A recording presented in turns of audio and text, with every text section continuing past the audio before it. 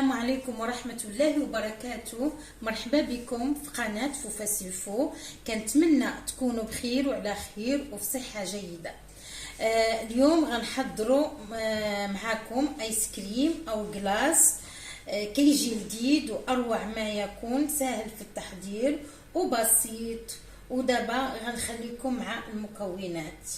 بالنسبه للنوغا غنبداو فيها هي الاولى باذن الله، وكما العاده ما تنسونيش في لايك وفي الاشتراك وتفعيل الجرس فضلا وليس امرا.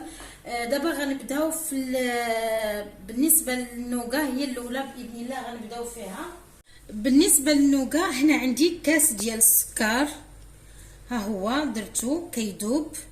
ما غاديش نحركو لين نشوفو بدا كيدوب مزيان، لان لما مشينا تحركناه بالمعلقه كيولي كتله طروف ديال السكر. انا هنايا ناقصه عليه، ضروري تنقصوا عليه النار، ما تخليوش البوطه قويه عليه، تخليوها ضعيفه بزاف.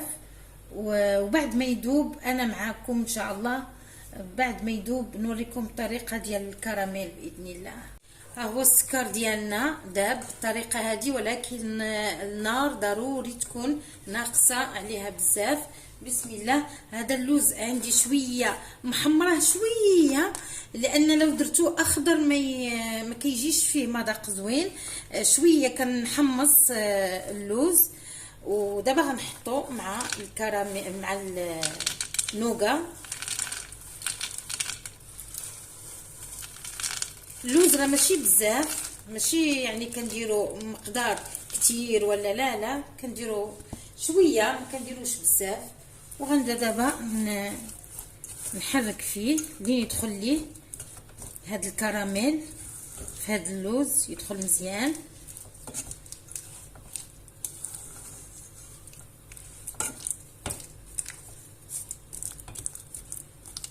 كنخليوه يدار شويه لين كنسمعوا هذيك الترطيقه ديال اللوز، عاد كنطفيو عليه. كنزيد هنا في النار شويه كنزيد فيها باش، لان فاش كديروا اللوز كيقصاح شويه.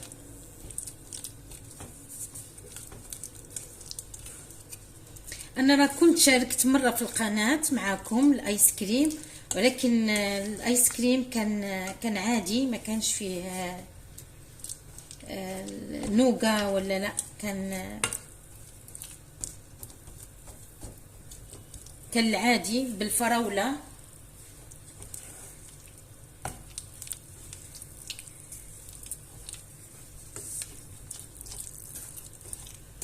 يبدا اللوز يطرطق، يدير تك تك تك شويه ونطفيو عليه.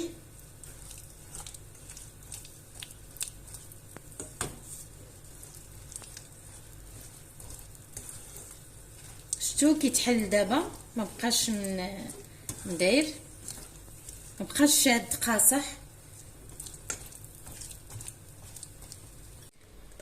هنا عندنا هاد البابي، راه دايرين ليه هاد الورق، راه دايرين ليه زبده ولا زيت اللي موجود عندكم باش ما يلصقش.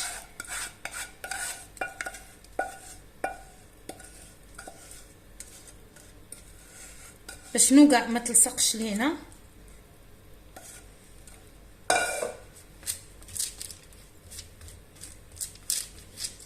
ما كنقدروش نمسوها بيدينا لان سخونه، كطيرها كطير الجلده هذه لو مسيناها.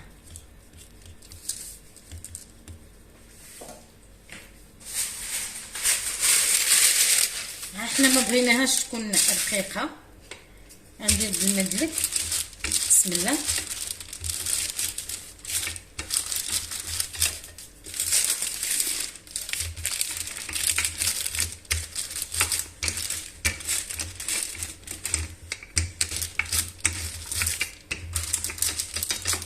مبغيتهاش تكون شحال ما كانت رقيقه كتجي سهله حتى في التكسار ديالها باش كنهرسوها.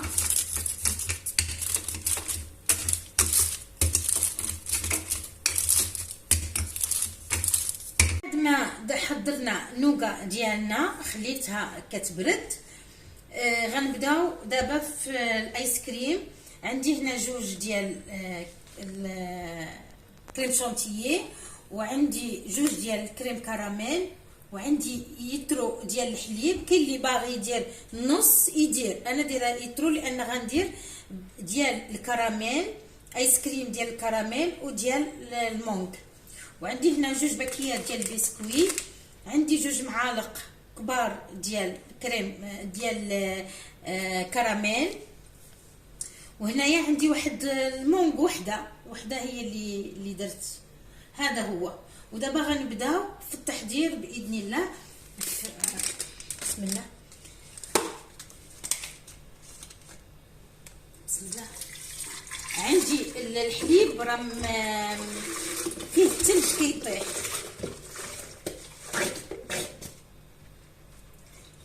مثلج دايره. كان شي شفتو الطروف ديال الثلج كيطيح لان كيعاون فاش كنديروا الثلج كيزيد يعاوننا. ها هو مازال فيه الثلج، اسمعوا.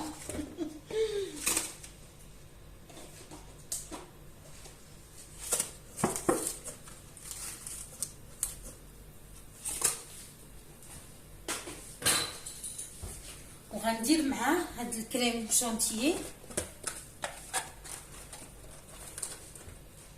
المكونات ماشي بزاف،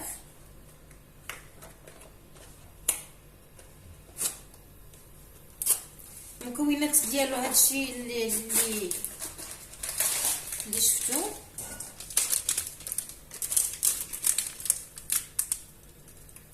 بسم الله.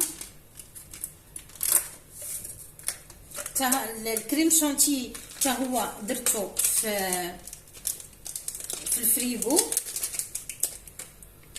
كلشي حطيته في الفريغو لان فاش كيبرد هادشي كيعطيك كيعاونك.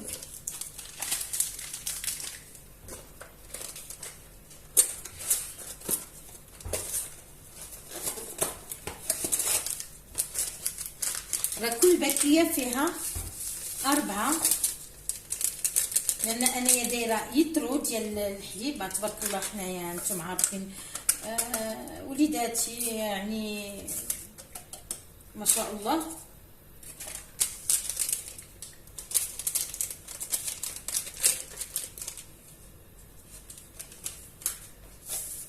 ودابا غنديرها نطربها في الخلاط، نديرو في الخلاط باش ما تسمعوش الصداع ديال التخليط. انا غنخلطو ونوريكم كيفاش الكماله ديال الفيديو ان شاء الله. البنات انايا هنايا انتم عارفين درت يترو ديال الحليب ومعاه جوج باكيات ديال كريم شونتيي. انا هنا قسمت لان واحد غندير فيه المانغا، واحد قلنا غنديرو غنحط فيه كريم كراميل. ونسيت ما قلت لكمش راه عندي حتى جوج ديال ياغورت، اللي بغى يدير جوج واللي بغى يدير واحد، لان دابا ما بقاش يترو ديال الحليب ولا نص يترو. بسم الله على بركه الله. هنا غادي نحط هاد الساشيات ديال الكريم كراميل.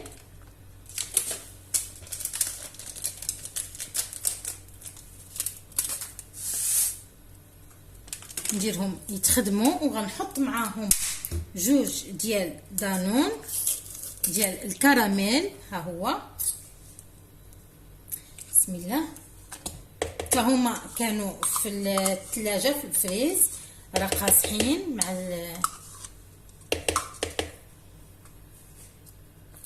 والثاني اللي بقى اللي قسمت ديال اللي فيها كريم شونتي حتى هو غادي نحطو دابا على ما نخدم ديال الكريم كراميل. غنحطو في الفريز. شفتوه ما شاء الله كيفاش كيجي في الفريز ضروري، لانه هو لا كان شحال ما كان هاد الشيء المكونات هادو باردين كيجي بصراحه كيجي مزيان، ما كيعذبش.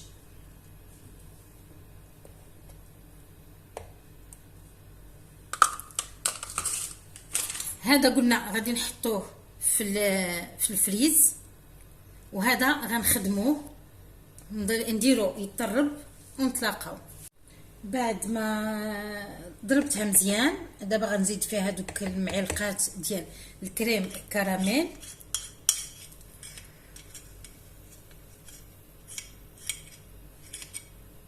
لان هذه غنديرها فيها نص بالمانغ ونص بالكريم كراميل، وغنضربها تاني.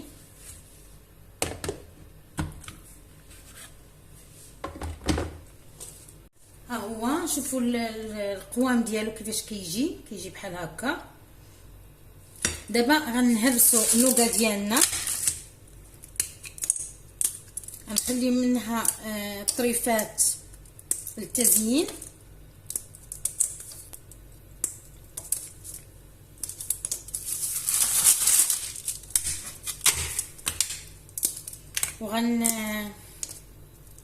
وغنجيب واحد الكيس ديال البلاستيك باش نهرمش واحد شويه، نهرسو شويه ما يبقاش بحال هكا باش يتخلط.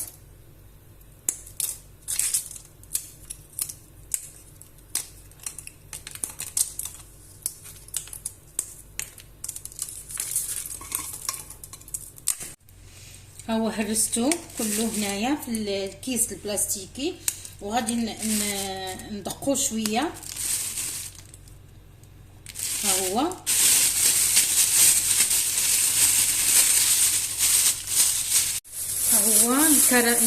النوغا ديالتنا بعد ما هرسناها، شوفوا ما شاء الله كيفاش كتجي بحال هكا. بسم الله.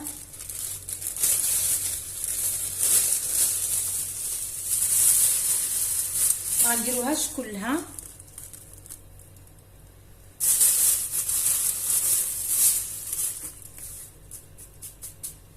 بسم الله. خلطوها.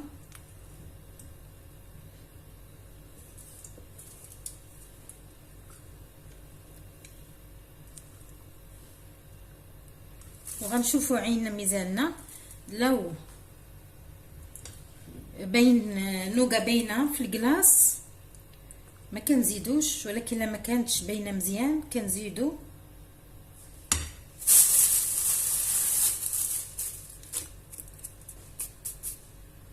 هي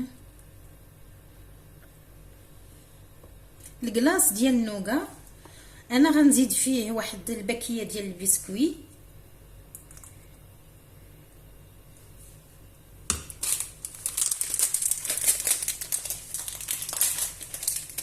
اللي ما بالنسبه للبسكوي اختياري، كتكون شويه مهرسه. بسم الله.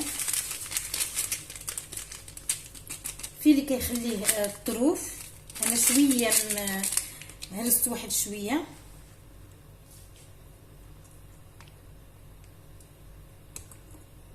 اللي ما بغاش ما يديرش، يخلي نوغا بلا ما يدير لا بسكوي، لا ما يديرش بسكوي ديال نوغا بس.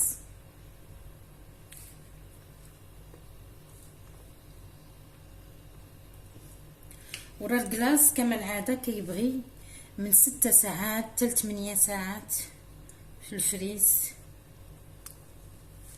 هذه نوغا ديالنا اللي غنزوقوا بها في الاخير باذن الله. هما الطريفات خليتهم، ودابا غندير في البلاطو ديالنا ديال المول. ها هو غنصب فيه. بسم الله. راه مغلفاه بالبلاستيك.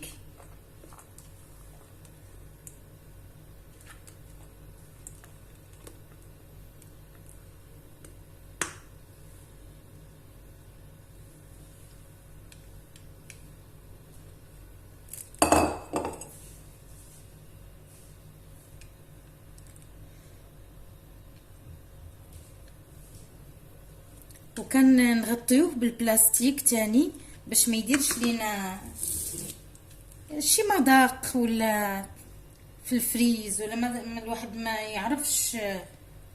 من الاحسن نغطيه ونحطه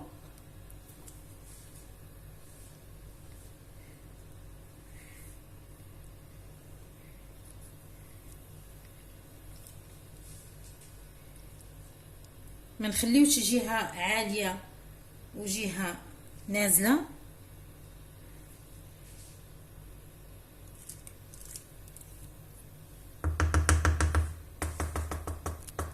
ها هو هذا الكلاص ديالنا الاول، ها هو كملناه. نمشيو دابا نديرو الكلاص ديال المونغ. البنات ها هي المونغ خلطتها طحنتها بوحدها، سمحوا لي نسيت ما صورتهاش. المونغ طحنتها بوحدها وهي متلجه شويه، وعاد خلطتها مع الايس كريم. عندي هاد القوالب ديال السيليكون. بسم الله.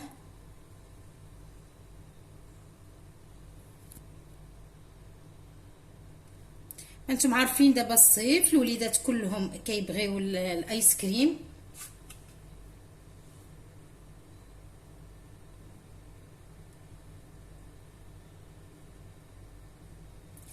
درت ليهم هكا وهكا باش ما يقولوش باغيين، لا باغيين هذا ولا بجوجهم درتهم ليهم.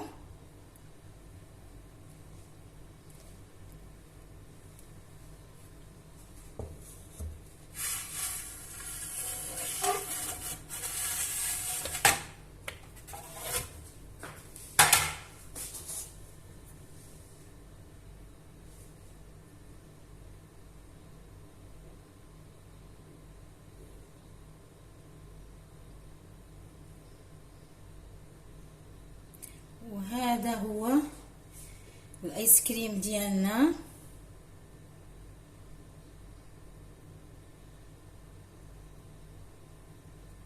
درت ديال النوغا ودرت ديال، مازال غنمسحهم من الفوق.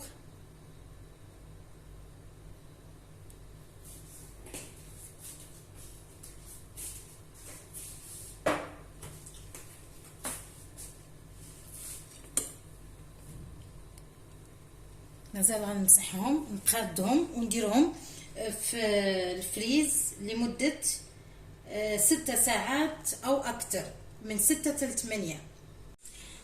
بعد ما جمد الايس كريم ديالنا غنحيدو من السيليكون. بسم الله.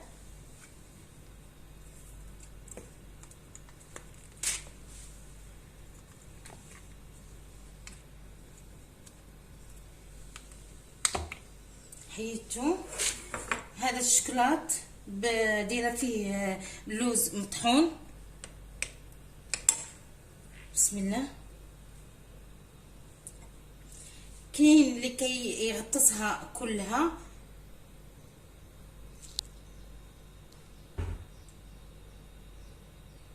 كيغطسوا كله الايس كريم.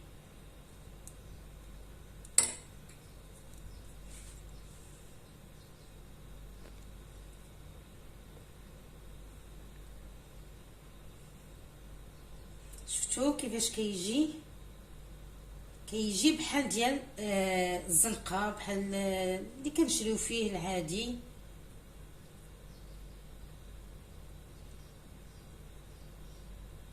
لازم كنشدوه شويه بايدينا، وضروري خاص يكون شي حاجه دايرينها، ما تحطوش طول. مثلا عندنا الشبكه كنحطوه طول على الشبكه ديريكت على الشبكه، لا غادي يشد لينا.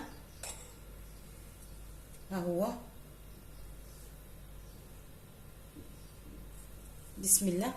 كنحطو بحال هكا، كنحيد وحده ثانيه وكنغطسها بحال هكا كلها.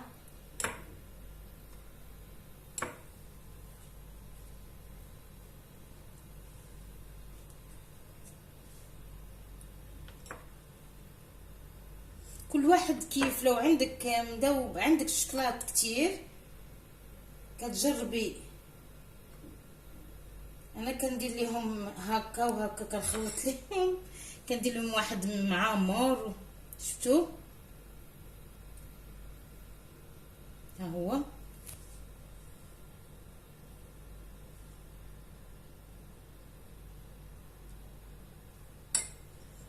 بحال هكا كنبقى على هاد الطريقه حتى كنكملو كله، وباسرع وقت باش ما يذوبش ليكم. ما عرفتش واش لقيت التليفون ديالي مسكر، ما عرفتش واش غادي تصور لكم كل الطريقه، لان حليته من الاول، بديت من طلعتها معكم من الفريز. ما عرفتش واش كلها غتصور ولا.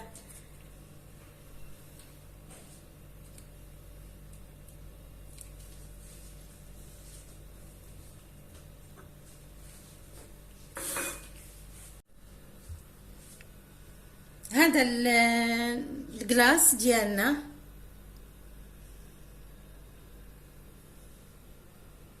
شتو ما شاء الله كيف جا، كنتمنىكم تجربوه.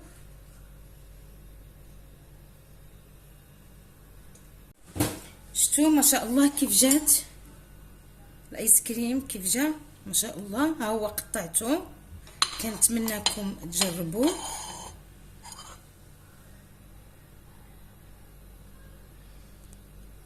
ما شاء الله ما كيجي فيه لا تلج لا حتى حاجه، عادي كيجي، ما كيجيش فيه التلج. شوفوا ها